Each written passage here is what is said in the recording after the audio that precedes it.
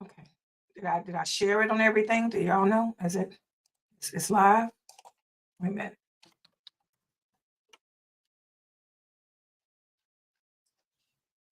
Oh, okay, I'm live. Okay. Ina alhamdulillah, wa salat, wa salam ala wa rasulallah.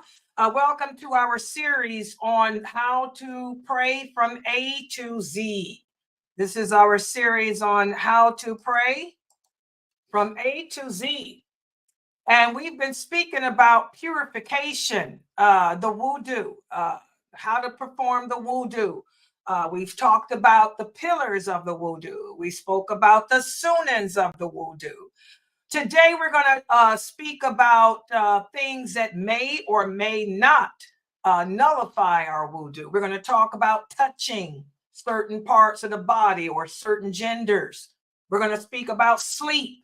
We're going to speak about supplication and things like that, and how they relate to the wudu. So with that said, let's put the PowerPoint up on the screen, because I promised that I'm not going to make the class long tonight, because I don't want to be on here all night either. I have things I like to do too. And I know some of you have to go to work. So let's get it together. Let me share the PowerPoint. Get my other computer up here. There it is.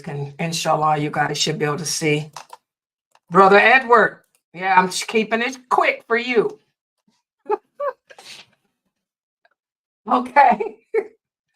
So today we're going to speak about the sunnahs and invalidators of the wudu. I'm going to focus in on touching, sleeping, and supplication. And again, everything is based on authentic hadith. I am not teaching from a book of fiqh or any of that. I've taken this directly from the hadith books, okay? And I got the sources of all the hadiths there so that you can't come back and try to critique me. I don't like to be critiqued unless I'm being critiqued by people who should critique me. All right. So let's take a look-see. There we go. We're going to first address the issue that Brother Amir brought to us the other day. Remember when Brother Amir, at the end of the class, he asked me about are there particular supplications that should be said while making wudu? Are there certain words of glorification because he was told that we should say this or that? Well, I told him to save that for today because I'm going to answer it. Brother Amir, mashallah, you're here. So let's address it, inshallah. There is nothing, I repeat, there is nothing, I repeat again, there is nothing confirmed by the Prophet sallallahu alaihi wasallam regarding supplications during wudu, except this one hadith here. And this hadith is from Abu Musa al-Ash'ari. He said, I came to the Prophet sallallahu alaihi wasallam with water while he was making wudu.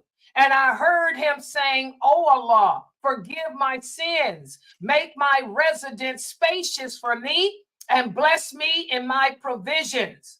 So I asked him, I said, "O Prophet of Allah, I heard you supplicating, saying such and such."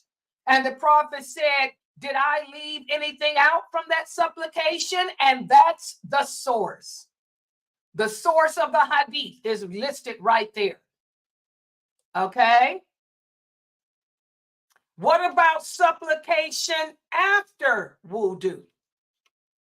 This was the second question that the brother asked last week. Well, we have this hadith that's narrated by Umar. May Allah be pleased with him. He said that the Prophet sallallahu alaihi wasallam said, if a person completes and perfectly performs the wudu and then says, I testify that there is no God except Allah, who has no partners, and that Muhammad sallallahu alaihi wasallam is his slave and messenger, then the 8 gates, all 8 gates of paradise will open for him, and he may enter any of them that he wishes. And there's the source. The source is Muslim.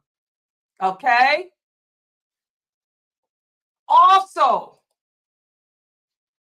we have a hadith narrated by Abu Sa'id al-Khudri. And for those of you who are new to Islam, Abu Sa'id al-Khudri, we need to talk about his story one day. Abu Sa'id al-Khudri, he was one of the top narrators of hadiths of our Prophet sallallahu alaihi wasallam. He tells us that the Prophet sallallahu alaihi wasallam said, whoever makes wudu and says, glory be to you, Allah, and the praises be to you, and I bear witness that there is no God except you, and I ask your forgiveness, and I repent to you. Whoever says that after making wudu will have it written for him and placed on a tablet, which will not be broken until the day of judgment. And again, you know, the narrators of this hadith are all Sahih as well. And there's the source, Tabarani. Okay. Now, something I want to point out to you guys. When you read the hadith in An-Nasai, he has the wording, it will be stamped with a seal placed below the throne, and it will not be broken until the day of judgment. That's the wording that is used in his collection of hadiths about reciting this after making wudu. But there's the supplication that the brother Amir presented to us. The supplication that brother Amir presented to us last week was this one. Allah calls me to be from among the repentant and calls me to be from among the pure. This hadith is in the collection of Tirmidhi. But I tell you guys, you have to be careful with Dawood, Tirmidhi, and those others, except for Bukhari and Muslim, because 30%, some say 40, 30% of the hadiths in Tirmidhi are not authentic. And this hadith is not authentic. Okay? Y'all understand that? We have to be careful. That's why I try to tell the new shahadas to stick with Bukhari and Muslim. 85% of the knowledge of Islam can be found in Bukhari alone. Okay, when you're dealing with those other books, you may come upon a hadith such as this one, and there's nothing authentic concerning this supplication. Take a screenshot of these hadiths. Okay, so I hope that answers your question, Brother Amir, about supplicating while performing wudu and after. And by the way, these are sunans. These are sunans. What does that mean? That means you don't have to say any of this when you make wudu. You don't have to recite any of these supplications. These are sunans. Your wudu is accepted whether you recite any of these supplications or not. So don't get it twisted. What about praying the 2 rakats after wudu? Now, we heard about this hadith. This is the hadith from Abu Hurairah. May Allah be pleased with him. He said, if the Prophet sallallahu alaihi wasallam came to Bilal, this is after his night journey, and he asked him, he said, oh Bilal, what deed did you do in Islam was so great that I heard your footsteps ahead of mine in paradise? Bilal said, I can think of nothing except that after I make wudu during the night or day, I will then pray with that purification as much as Allah has decreed for me. And this hadith is authentic, Bukhari and Muslim. So that's where the 2 rakats came from.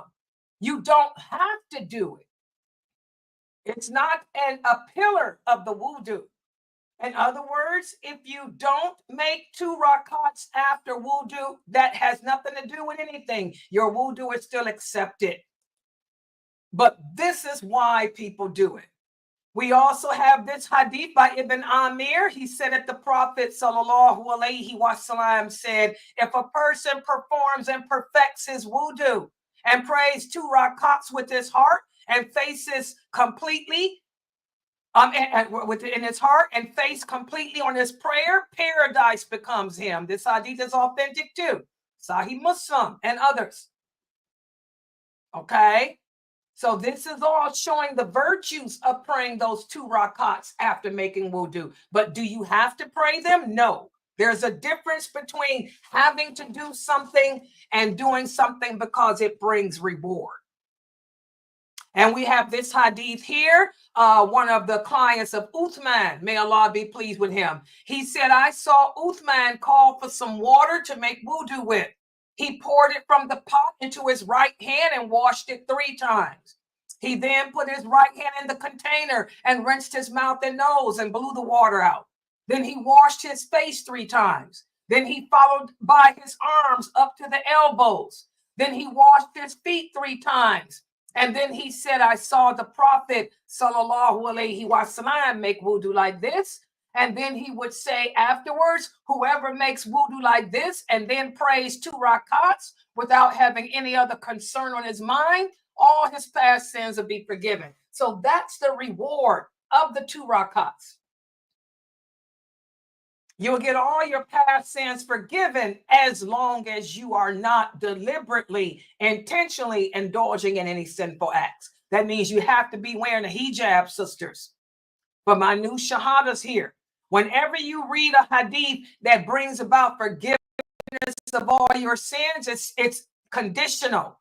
It comes with the condition of as long as you are not deliberately disobeying Allah. If you're doing something haram that you know you shouldn't be doing, it's not going to forgive you of anything. Okay, hold on for 1 second, guys. I have to take this call. Hold on.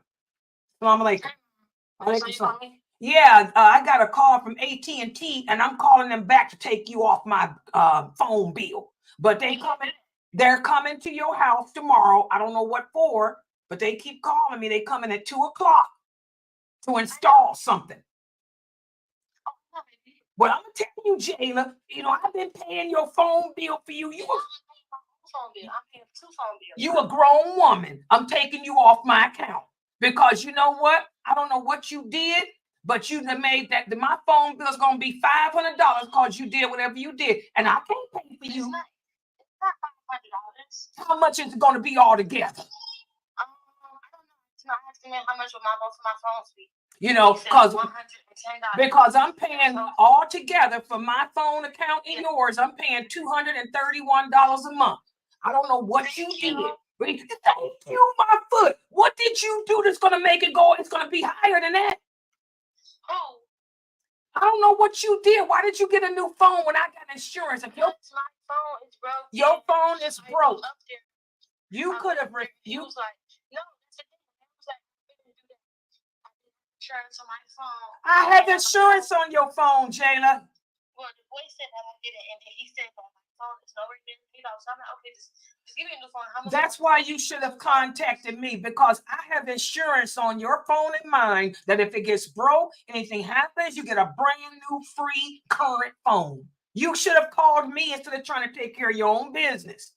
So now, well, you would have gotten it for free. So I don't know what you did, how much this phone bill gonna be, but I'm gonna tell you, I'm your grandmother, but I'm not. Listen, I'm an old lady. I'm on a set income. You got your car, thanks to me. You got your phone, thanks to me. I'm gonna tell you something. I'm gonna tell you, I'm taking you off this bill tomorrow. But he said, I said, how much will my phone bill be for 2 phones? I said, all together. He told me, and I said, okay. So 2 phones? What do you got 2 phones for? Yeah, because I couldn't get a new phone.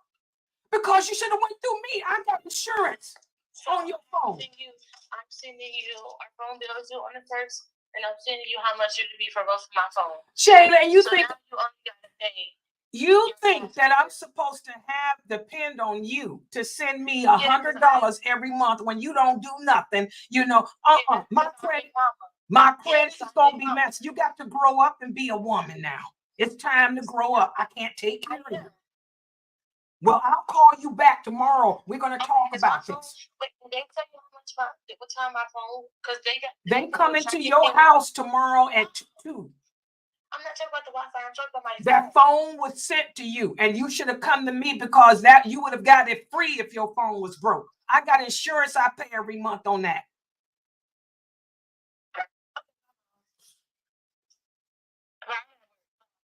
Girl, you know, I ain't got time. Friends know. Latifah, she messed up my phone account. Oh, I'm sorry. I'm on the internet. We'll talk about this. Oh, God. This is why kids have to grow up.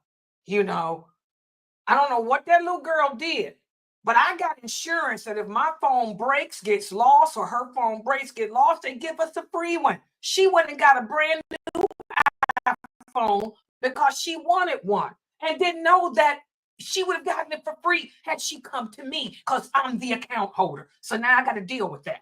All right. Kids, always a problem. Hold on, guys. Let me get it together. So remind me to cut this.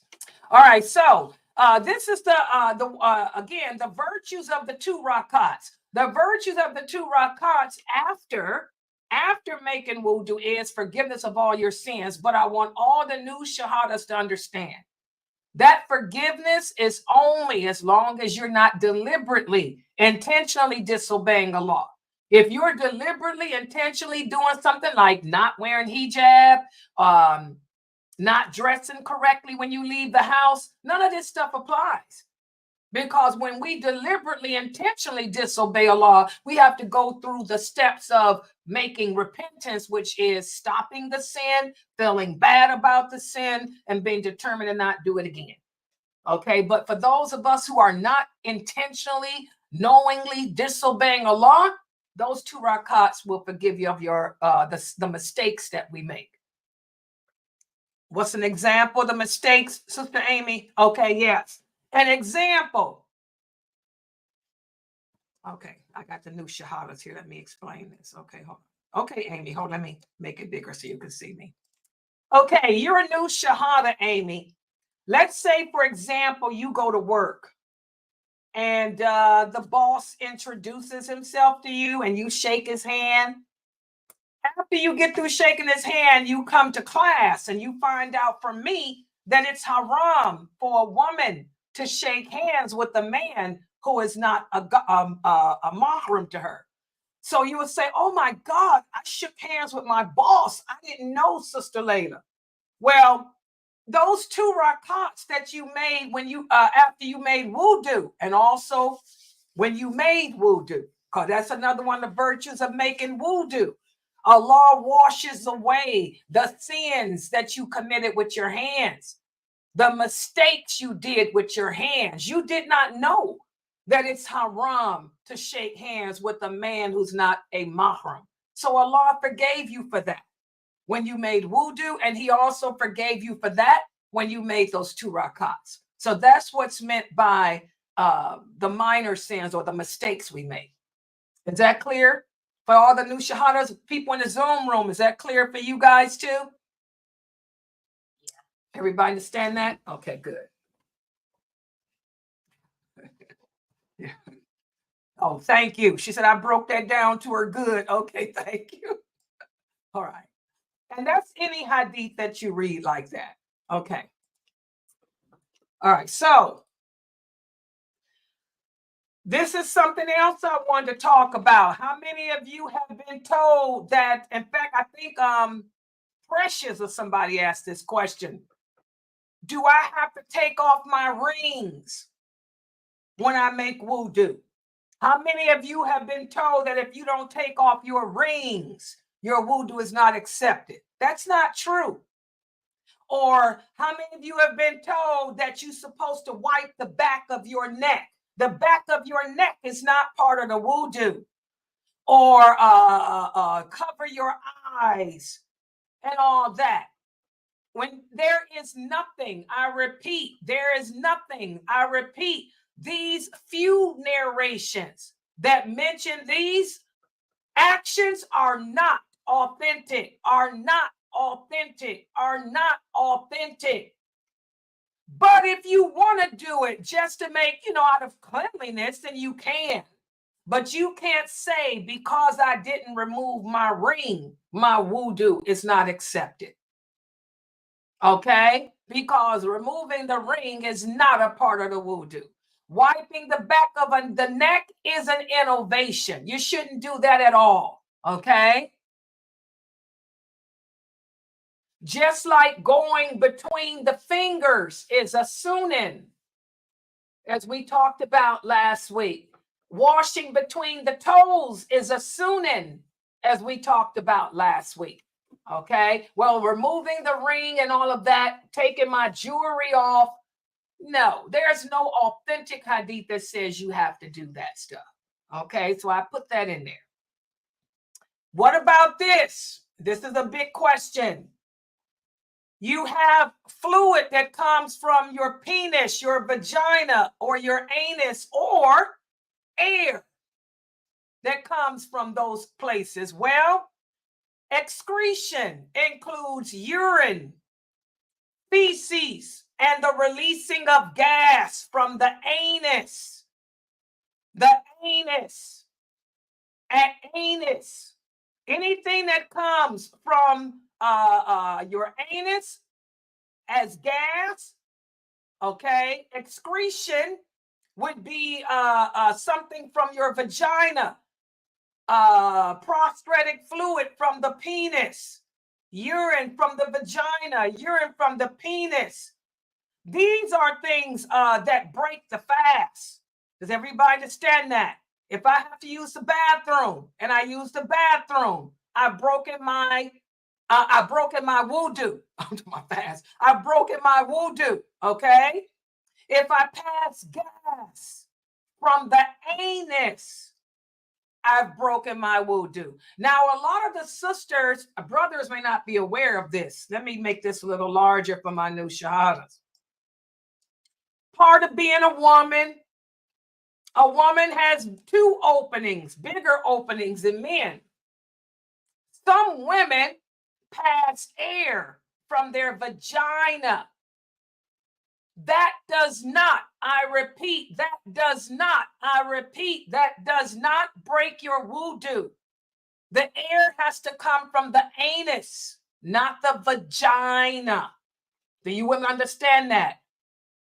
I've never had that issue, but I know some of my clients used to have it. Sometimes they would sit down and they say, oh, air came out of my vaginas. Okay. I say, well, it didn't come out your anus, so we know we ain't got to take you to the bathroom to clean you up. I used to tell my clients that, okay?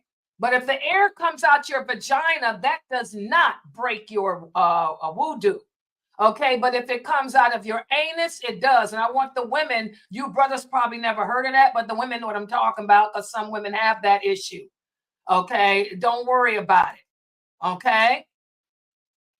Listen to what Abu Hurairah tells us. He said that the Prophet sallallahu alaihi wasallam said, Allah does not accept the prayer of a person who has released gas until he makes a new wudu. And then another person asked Abu Hurairah, what does it mean to release gas? He said, wind or wind that comes out with a sound and wind that comes out without a sound. And it's from the anus, not the vagina. The anus. Everybody got that? So whether it makes a sound or not, if it's coming out of your anus, it breaks your wudu. Okay? Vagina's not that part. Okay? He also said that the Prophet sallallahu alaihi wasallam said, if one of you finds a disturbance in his stomach and you're not certain if you have released any gas or not, then you should not leave the mosque unless you hear its sound or smell its scent. And the air that comes out of a woman's vagina doesn't have a smell. So that's how, another reason too, we say that this is the anus, not the vagina. That air that comes out of a woman's vagina has no smell at all. It's nothing but, it really is nothing but air that some women have because of something that's inside their vagina. Okay, which is a different class. Okay, but anyway, that's not passing gas. But if it's coming from your anus, that's different.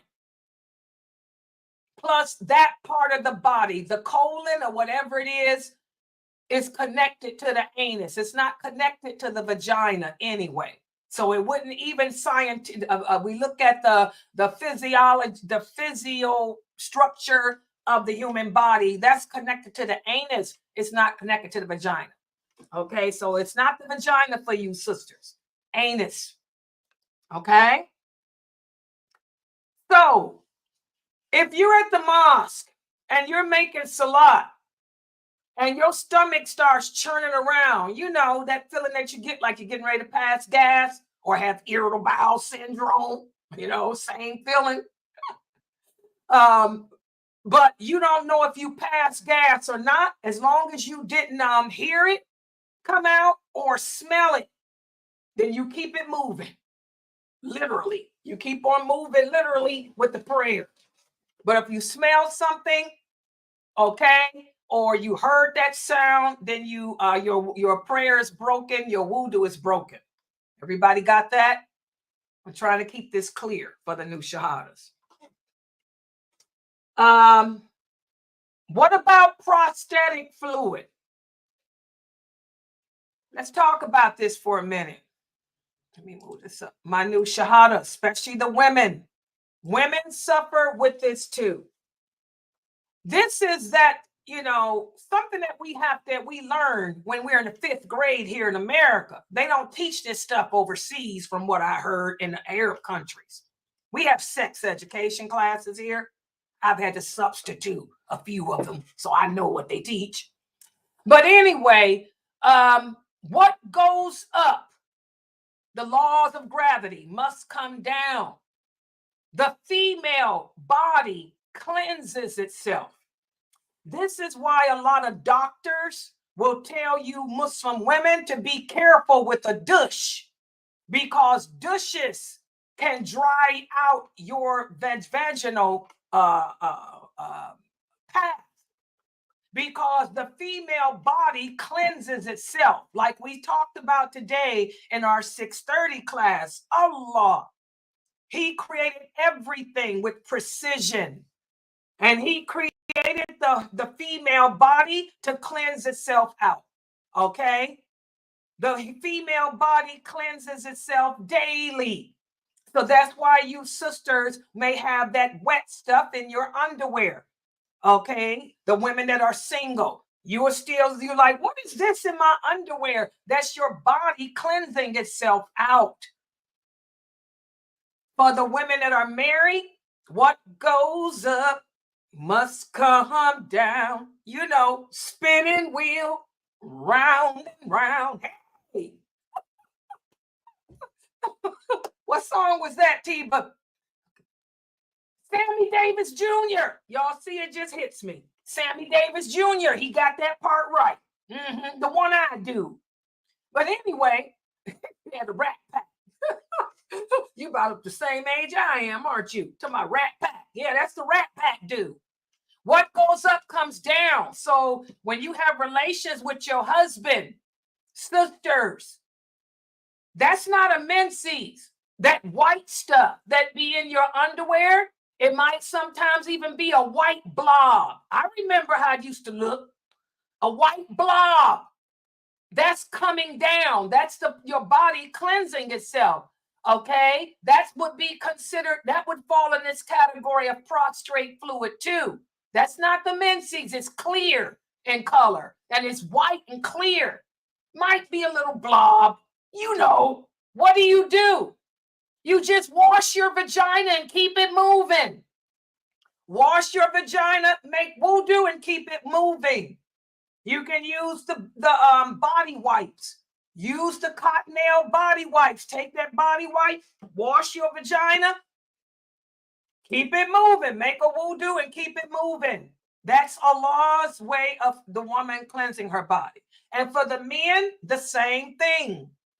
If you brothers have a prostratic fluid, that's your way of cleansing your male productive area to keep the stuff running smoothly and fluently. That's the precision of Allah.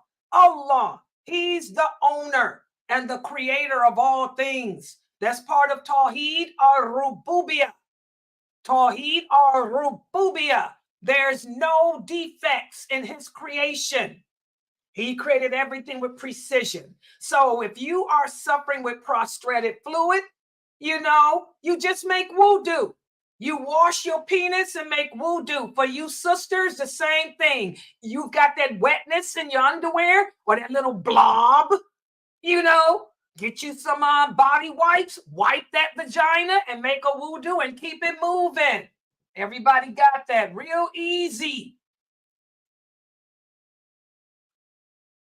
Now, sperm is different.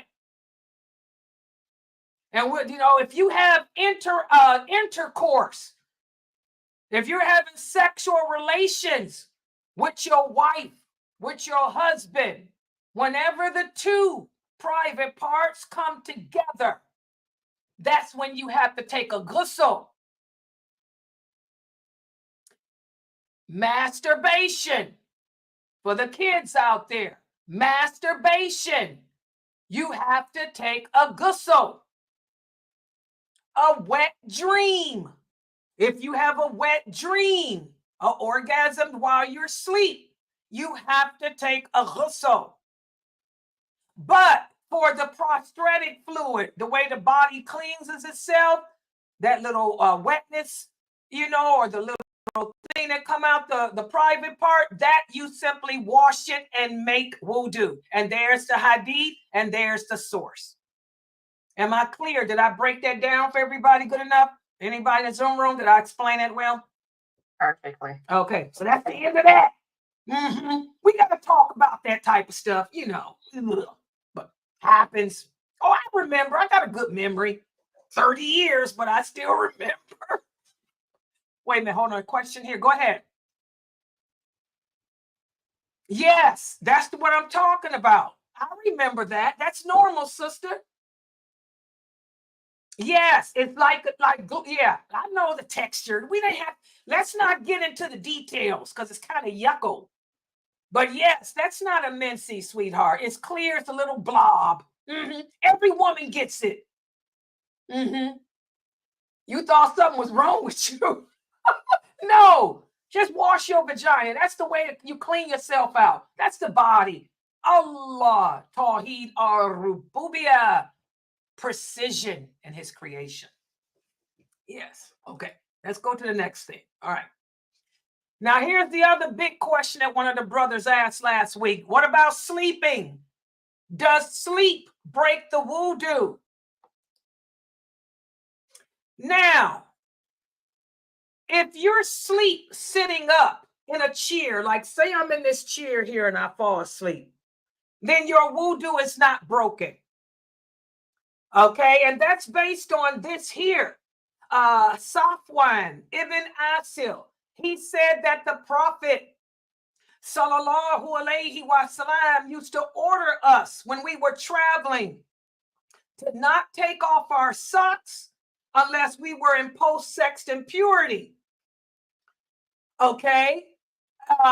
Because again, in other words, to not get too comfortable when we're traveling. Don't get too comfortable so you can hold your wudu. Remember, back then they didn't have water.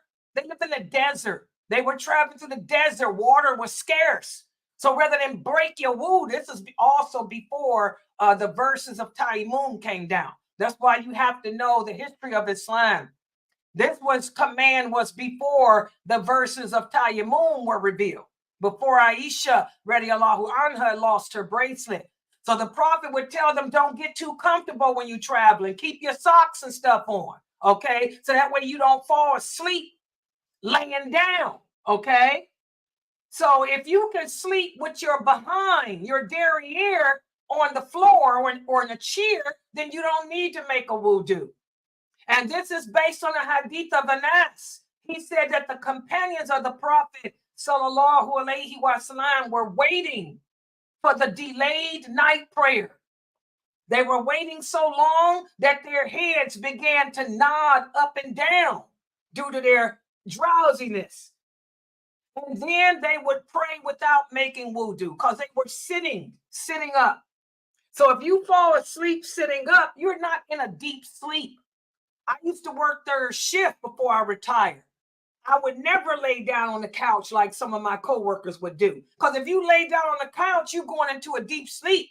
You ain't going to hear nobody coming in and you're going to get busted on the job. And that's a 2-day suspension. Okay? So I made sure that I always sat in a chair like this. So if I did nod off, I was still conscious. I could hear if the door opened. I could hear if the phone rang. I could hear if a client got up in the middle of the night. Okay? And there's the source. This is Sahih Muslim. This is a Muslim hadith, so you know it's authentic. There's also other sources too. So here you can see they would wait until their heads would nod up and down, but they didn't make another wudu. Also, we have another hadith from another companion. He said, I have seen the companions of the Prophet sleeping to the extent that one could hear some of them snoring. But they would stand for prayer without making a new wudu. And that's because they were sitting. Y'all see that? Look at the sources. All of this is authentic. So if you fall asleep while sitting, then there's no need for a fresh new wudu. But what about this? Let's say you lose consciousness. Say I became unconscious. If you become unconscious due to falling out, due to faint, you become faint, you faint, or you're dizzy and you fall out, okay, or something like that, or you become drunk or insane, you have to make a new wudu then. Okay, if a person loses consciousness, then they have to make a new wudu. Is that clear? And that brings us to the final thing I'm going to speak about today. Touching a woman and touching your sexual organ. Does this break the wudu? Well, let's deal with your private part first. I want you guys to ponder this hadith. It's narrated by Bushra. She was the daughter of Safwan. She said that the Prophet sallallahu alaihi wasallam said, whoever touches his private part cannot pray until he performs wudu. A lot of you sister asked me about your breasts. Well, the wording in Arabic is sexual organ. Your breast is not considered your sexual organ. Your vagina is. So touching the breast does not break your wudu. Touching your leg does not, but the sexual organ does. Okay? And there's the source. Bukhari included. Also, there's another narration of this hadith from Imam Ahmed. Whereas Bushra said that the Prophet said ablution or wudu is to be made by the one who touches his sexual organ. Okay? So if you touch your private part, you have to make a wudu. Everybody got that? Okay? Also, we have another authentic hadith.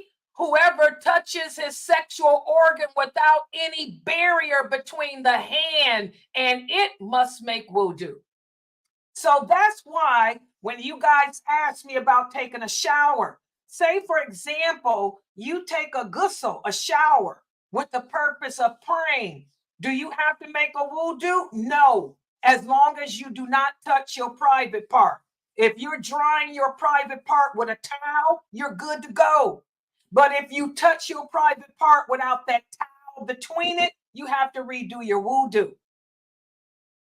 So yes, I can go ahead and I'm taking a shower and then I'm done. I'm going to dry off with my towel. I'm going to use the towel to dry the private part. As long as I don't touch it with my hand, skin on skin, I'm good to go. Does everybody understand that? And that's based on these hadiths here. So take a screenshot because a lot of you asked me about that. Okay. Now, the big one. This is the question that caused one of my people to leave the website because some young blood thought he knew the deen better than Sheikh Morsi, who's a real scholar of the ulama. He was just a nobody. But anyway, here we go. The big question. Does touching a woman break your wudu? Does touching a woman even break your prayer? Well, Aisha radiallahu anha, she tells us that the Prophet sallallahu alaihi wasallam used to kiss her while he was fasting. And he said, kissing does not break the wudu, nor does it break the fast, even though you got these brothers today telling you that it does. Okay? Also, Aisha tells us one night, the Prophet had left her bed. So she went to look to see where he was. And she put her hand on the bottom of his feet and found that he was praying. He was saying, "Oh Allah, I seek refuge in your pleasure from your anger and your forgiveness from your punishment and you from you." So she had touched the Prophet while he was praying. And that did not break his prayer, nor did it break his wudu. So there's the proof that touching a woman does not break your wudu. That's why I tell you guys, be careful of these brothers who call themselves sheikh. And they're teaching you Islam. But you don't know that they're teaching you from a book of methabs. They're not teaching you like I'm doing from the authentic hadiths. They're using Imam Hanafi's Mathab book or Imam such and such's Mathab book, which is not even written by those Imams. It's from the students of the students of the students of those Imams. Okay? A woman does not break your prayer, nor does she break your wudu by touching you. But we know we have to learn the hadiths of Aisha. We have a lot of people that don't want to take knowledge from a woman. They think that we women are not even human. They think that something's wrong with us, that we're like a dog. We're on the same level as a rat, a skunk. This hadith is Sahih Muslim, okay? A woman does not break your wudu or your prayer. This same brother had the nerve to say that if you in a grocery store and you accidentally, y'all remember that? He also said that if you accidentally touch a woman's hand while you giving her the money, you have to make wudu. He said that. And then when we asked him, where's his dalil, he got arrogant. And then when I called Sheikh Morsi, he had the nerve to argue with Sheikh Morsi. Okay? When here's we got these hadiths And Sheikh Morsi gave him these hadiths. Aki, how can you say that? You're following a madhab. We don't care what no madhab says. Okay? Also, Aisha tells us that the Prophet sallallahu alaihi wasallam would kiss some of his wives and go and pray, and he would not make a wudu. Okay? She also, this is the big one that Sheikh Morsi got into it with that brother about. Aisha said, I would sleep in front of the Prophet sallallahu alaihi wasallam with my feet in the direction of the Qibla. And when he made prostration, he would touch me and I would move my feet so he could prostrate. This hadith is Bukhari. So there's the evidence. A woman does not break your prayer by walking in front of you, by touching you, or even being in front of you, as Aisha was. And a woman doesn't break your wudu if she touches you, even if you've taken money from her and she's not a mahram. So I don't know where, this is why we have to be careful who we get our knowledge of Islam from. Islam is only based on two sources, the Quran and the authentic hadiths. And the authentic hadiths have sources showing you their authenticity. If you're going to teach Islam, you don't use fatwas written by somebody. You're going to teach from the Quran and the authentic hadiths. You're going to have to give the sources like I'm doing in all my classes. I give the sources for all my hadiths. We lost a great teacher here at Sunnahfollowers, someone that I respect a lot, because he went with what that young little man was saying and sided against what the hadiths were saying. And it shouldn't have been that way. That bothers me. That shows why Allah has sent the war. And the war started right after that. Now that I think about it, that war in Gaza started 2 months later. Whoa, what a wake-up call that is. You arguing with a real scholar, the ulama, about something that's clear, about women breaking a man's prayer and fast? You're not accepting the hadiths? And the war started 2 months later. Wow. Powerful. All right, I'm going to stop right here. Subhanakallahumma wa bihamdika ashhadu an la ilaha illa anta astaghfiruka wa atubu ilaik. Any questions or comments?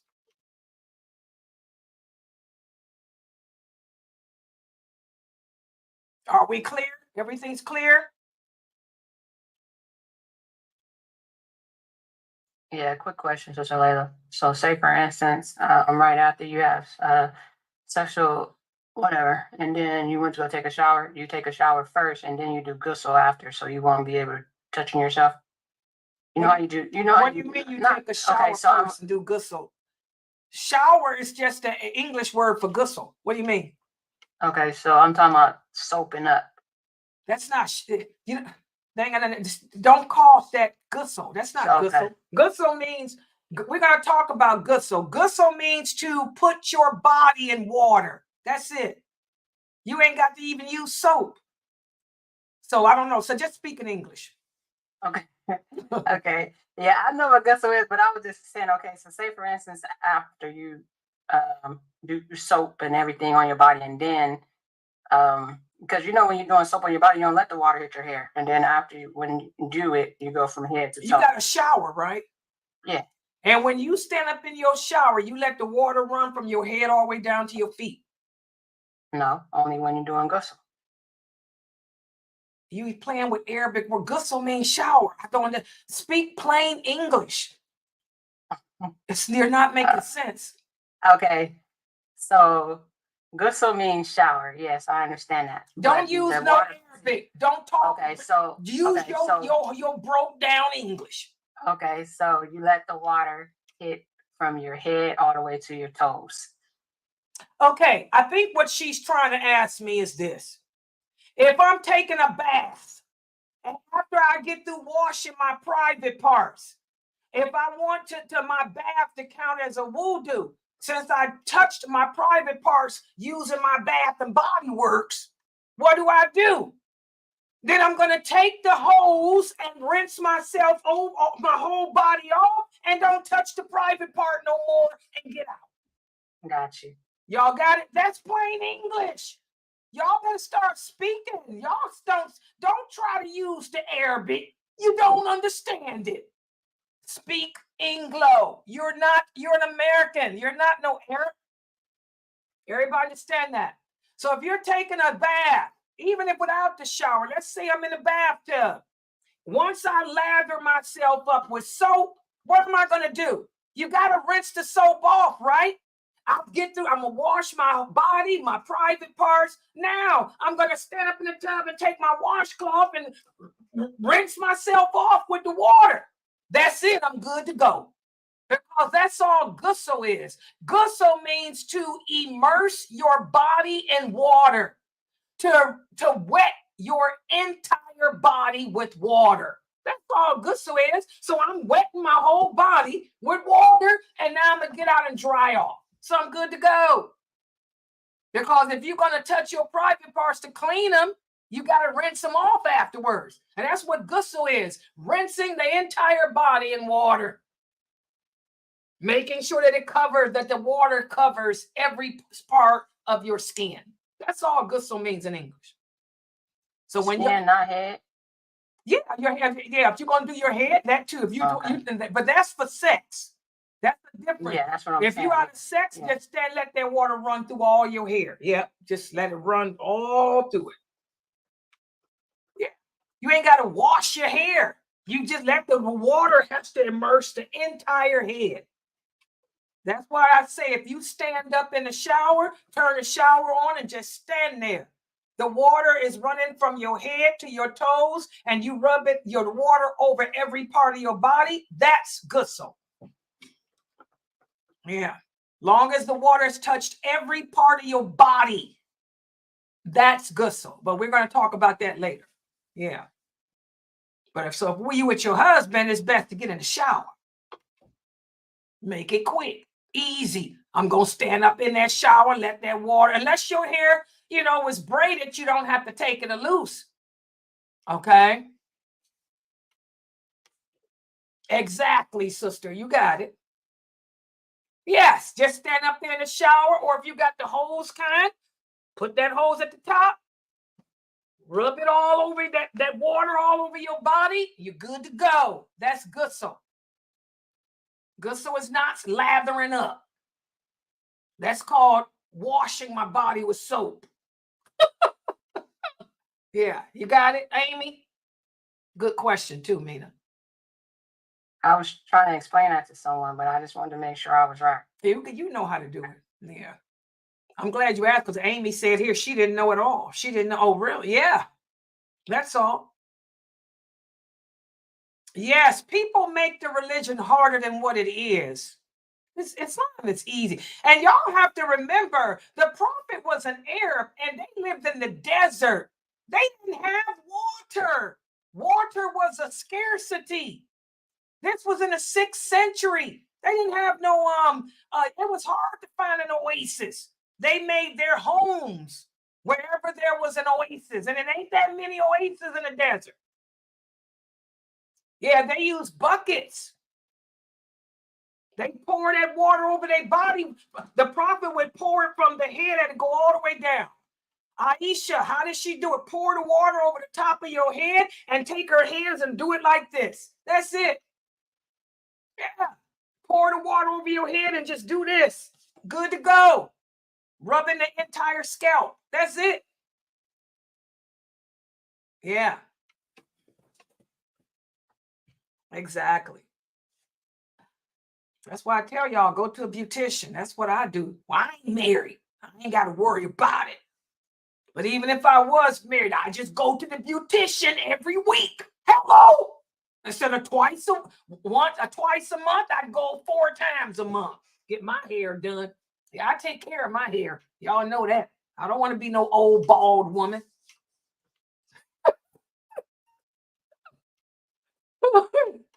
Exactly. Yeah. It's too much work. When you got long hair, it's too much work to sit there and comb it and hot iron it, flat iron it, and blow dry it. Yeah, that's too much work. I ain't got time for that. I got arthritis. Yeah, the wet look. Just walk around with the wet look and keep it moving. Exactly. All right, any other questions or comments? You sisters are crazy. Y'all say I'm crazy. Y'all crazy. Look at the stuff y'all be typing here. Yeah, I got to. May Allah bless you too. She said, I keep it real. Thank you. Well, that's good to hear, guys. We need somebody that can talk to us and keep it real, you know? Break it down so we understand. May Allah bless all of you sisters here. Y'all some good women. Yeah, just make sure y'all raise your daughters right so your daughters know this stuff. Yeah. All right, guys, I'm going to, oh, yes, tomorrow. Don't forget tomorrow at, what time is Brother Muhammad's class, y'all? We have Brother Muhammad Ziyada. What time is his lecture, y'all? 9. It's 9, ain't it?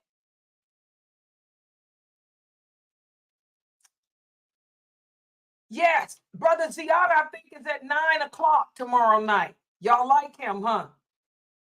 Yeah, he make sure everybody is here because he's going to be speaking about the issues that's impacting our kids, our Muslim kids, even with the Muslim schools. Let me show you guys a commercial. Yeah, he's tomorrow at 9. I think this commercial says 9 because we didn't change his time. Hold on. Here it is. Watch.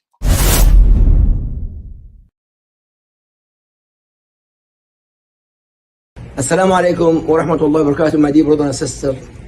I just saw Brother Muhammad here in Salat al-Jum'ah, alhamdulillah, it's an honor to speak on a very important topic. I just discussed with Brother Muhammad, and Brother Muhammad is going to speak with you, inshallah.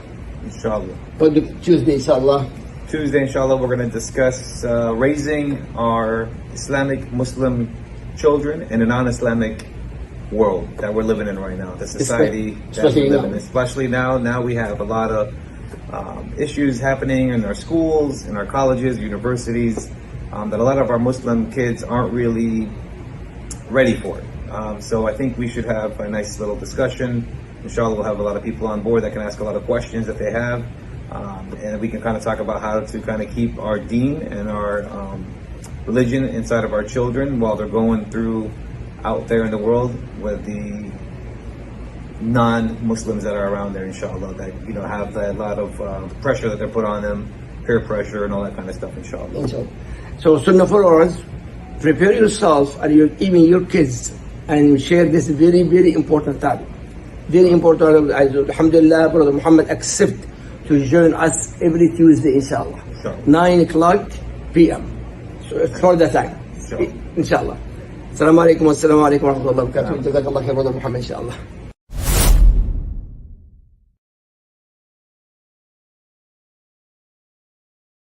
Yeah, so we're right. It's 9 o'clock tomorrow. You're right. Brother Muhammad Ziyad is tomorrow at 9. Yeah, I'm going to put the stuff out tonight. I just text him too to remind him, don't forget, which I'm sure he hasn't. He's a law enforcement officer. They don't forget much of anything. Let me remind Brother Man. Brother Man got to be reminded. I can't think right now. My mind is going crazy. Amen. Let me text him.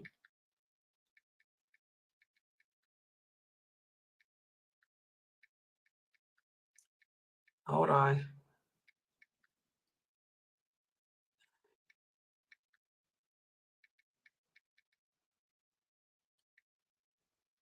Yeah, that's tomorrow at 9. And then we have my class tomorrow at 6:30. Yeah, you have, and don't forget tomorrow, I'm doing the Mekhosidic Tafsir. Yes, that's right, because I did change the schedule. You're right, Sister Elizabeth. Yes, so tomorrow at 6:30, I'll be doing the Hasidic Tafsir. And then at 9 p.m., inshallah, Brother Muhammad Ziada, he's going to speak about some issues regarding our children. In fact, he just, yes. Okay, yes, he just texted me. Let me ask him the topic so I can hold on.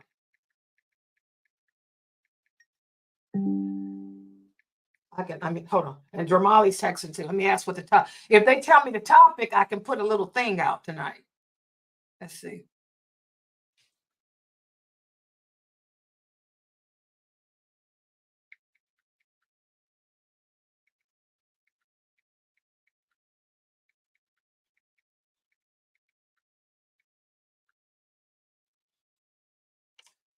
Okay, hold on. Let me see what he says. I can put it on the banner. Yeah, let me see. I'll tell y'all in a second. And Dramali just texted. He knows we got him tomorrow too. Yeah, he is going to be with them. Yeah. Yeah. Hold on for a second. Let's see what they doing in there. What y'all doing in that Zoom room? Oh, okay. Nobody in there hardly. Where's Amina Fresno? Amina? She at home. Why come she ain't in the class? She sick? I don't think so. Oh, God. But Jamali wants an announcement. Okay, yeah, I definitely need to see what the topic is. Jamali just wants me to send an announcement. Well, why ain't she in the class? I heard she doing her own podcast. Let's see what he says. Yeah, so it's going to be at 9. Okay, yeah, wait a minute. Let me text Jamali back. Oh, wait a minute.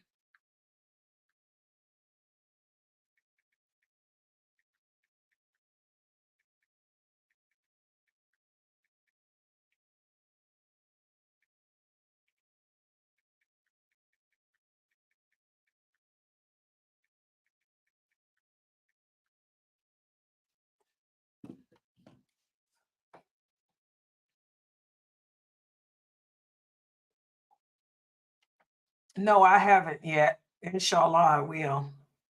Yeah, I got to deal with that. I don't know what my granddaughter did with that AT&T bill, but y'all know that's bothering me. I don't know what she called herself doing, but I can't afford to pay no $500 phone bill. I don't know what she did. And especially when I had insurance on her phone, she could have got a new iPhone for free. That's what happens with kids. That's why I don't like children. She should have talked to me before she did anything. Oh, God, here we go. Assalamu alaikum.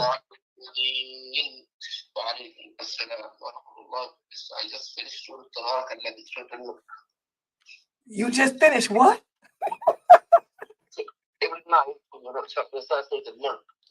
Oh, you were reciting Surah Mulk. Okay. Okay.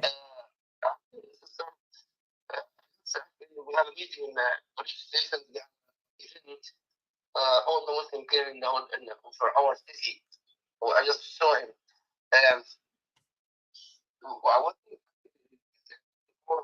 speak about, I want to discuss it with you, and then I discuss it with him. He just texted me asking for a suggestion of a topic. Yeah. So what you got? What you got? What is the topic? He just said any suggestions.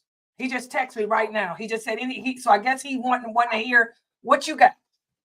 Yeah. How to protect ourselves with the 7 colors. Oh, with the rainbow people.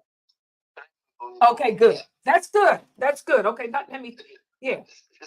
By the way, I'm here in charge of 6 masajid. All the masajid, no exception, allow proper male and females change gender. I told you that was going to happen. You know why, Dr. Dramali? I told you because they got that, as my friend who's the president of CARE told me. She said that when they getting help from the government funding, they got a new thing now that you have to include transgenders in your churches and on your boards and stuff. So these mosques are getting money from the government. So they have to stick with government regulations. So y'all gonna have transgenders on your boards, in your mosques. That's why they shouldn't be getting money from the government. Yes. Yes. So what is that about all these questions and answers from him regarding this issue? What do you think? You agree with me? Well, not question and answer. Y'all might need to talk about it too. This is some serious stuff. Yeah, we'll have questions and answers too. Yeah. Okay, I will. This is going to be good. I told you it's going to happen. I told y'all. Because I got that letter too from my website, but I don't get no money from the government. So I ain't having no transgenders in here. Mm-hmm. No, you don't. Yes. Okay. All right. We have to, you are to protect ourselves, our kids from that disaster. Yes, and definitely. Okay. All right. Okay. Assalamu alaikum. I did not tell y'all that was happening. They getting the money from I told y'all, all nonprofit organizations, any nonprofit organization in America that's getting funded, because I got a letter too, that's being funded by government sources, they're going to have to include transgenders and on their boards and all of that. That's why I told y'all we don't get no government support. We're nonprofit. I need y'all's donations because I ain't having no transgender sitting in Sunnahfollowers. Oh, no, it ain't happening here. Oh, no. And here the massages are doing it. All right. Well, that's all got it here. We got to deal with this. Assalamu alaikum, guys. Be here tomorrow at 9 o'clock. We're going to talk about that. That's a good one. Subhanakallahumma wa bihamdika. Ashhadu an la ilaha illa anta astaghfiruka wa atubu ilayk. Y'all hear that? I told y'all. I got that letter.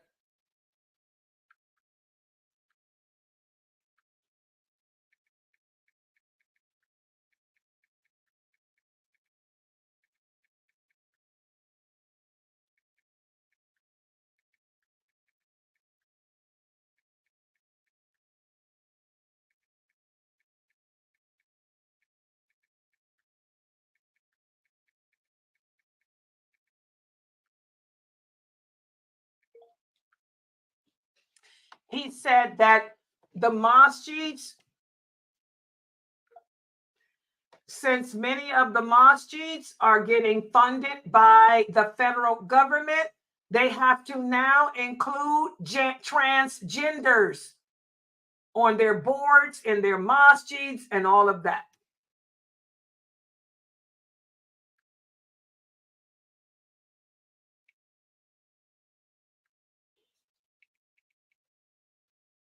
Told y'all.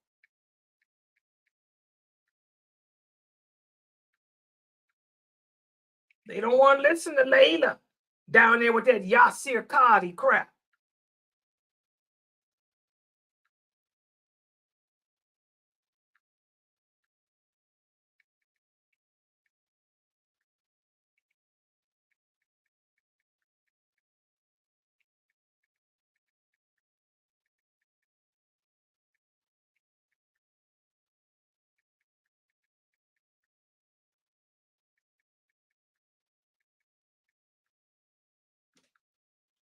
Everybody quiet.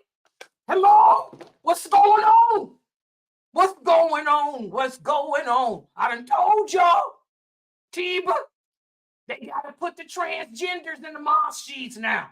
Told y'all I got